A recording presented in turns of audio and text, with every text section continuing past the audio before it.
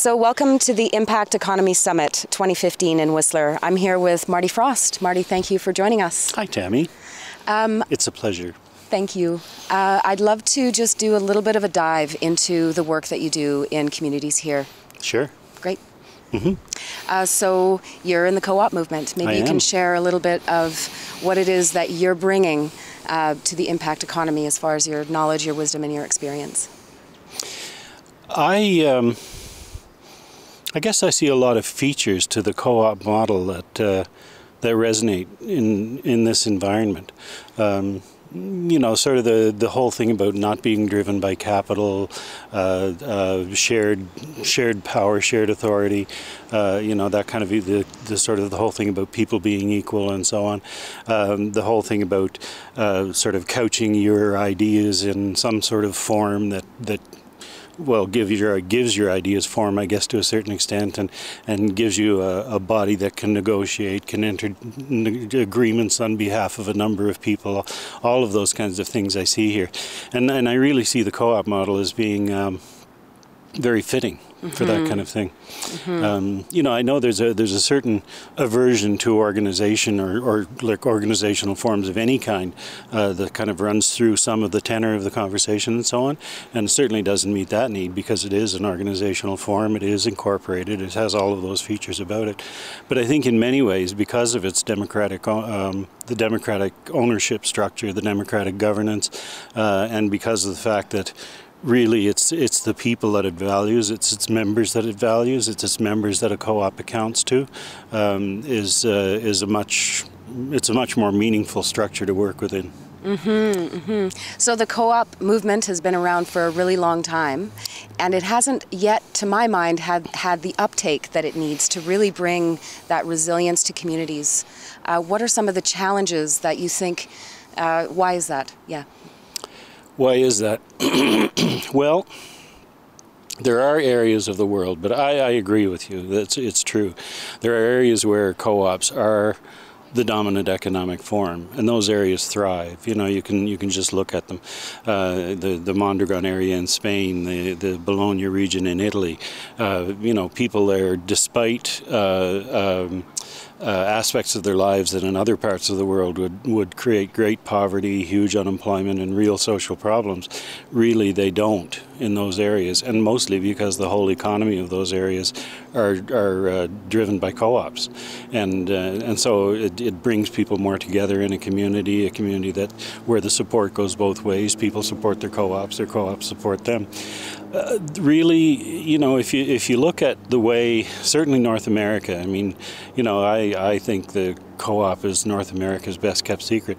You know, the dominant economic model here is dominant with a capital D. You know, it's right from day one when you start to go to school, you learn about the dominant economic model, and you know, and you never, you know, you could go through all the way through business school and never hear the word cooperative, you know, and come out with a degree and never hear the word cooperative. So I think that that's why I say it's kind of the best kept secret. People don't know about it, except where you know, you get the odd standouts. You know, you get the cooperative movement that arose in the Canadian prairies, for example, which for years and years and years was working in the economy on behalf of the farmers in the prairies, and the farmers loved their co-ops. It took a long time of corporations moving in and underselling the co-ops and undermining the power of the co-ops and bringing farmers on board, the Cargills of the world and the Redpaths and people like that. It took years for them. Ultimately, they were able to destabilize the co-op sector, and the co-op sector started to go down. Right now, the biggest co-op in Canada is probably, in terms of membership, is probably Mountain Equipment Co-op, you know, but who knows? I mean, who knows where that's going to go? You know, as an individual co-op, it's very strong. Is the co-op sector strong? That's a really good question. And it would really kind of depend on what the evaluation criteria are. And one of the things that I think that we're seeing is a demonstrated need to have different economic frameworks and systems.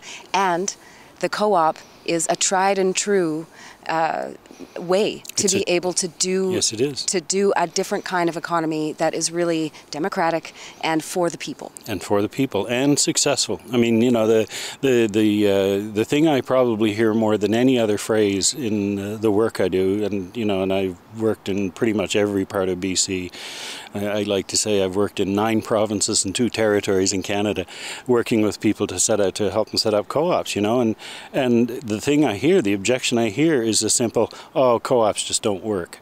You know, because somebody's had a bad experience with a co-op, or somebody's seen a co-op fail. That means co-ops don't work. I remember a great example of a group of women set up a travel co-op called Earhart Travel, and I remember the times, like they were around for about 12 years on Commercial Drive. Eventually they folded. You know, a couple of them key members had to leave and stuff, so they closed the doors, and everybody said, oh yeah, you know, there it is, another co-op goes down. And I mean, my first response was, okay, well, on Commercial Drive, how many travel agencies do you think opened and closed during the time that Earhart was there? I know of about 4.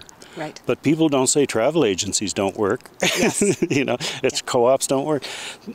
I think because of the nature of co-ops, people identify with them more strongly than they do with any other type of business, because they're very involved in them. And so when a co-op does fail, it really hits people hard.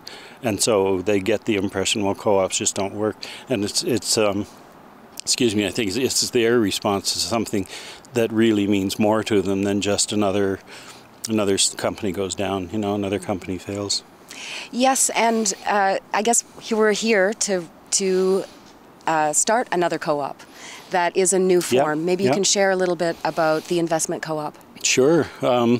Well, I think it's very ambitious. But you have a very committed group of people, and you know, if you're going to start a co-op, that's really key, is having that committed group of people.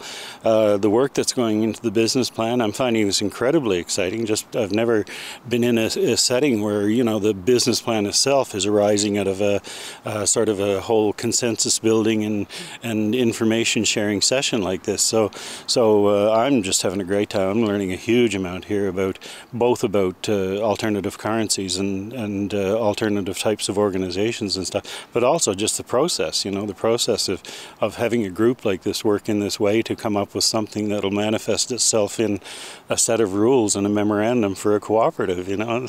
It's quite wonderful. Well, thank you so much for joining us today and for being such an integral part of the summit. It's my pleasure. All right, Marty Frost. Yes, thank you.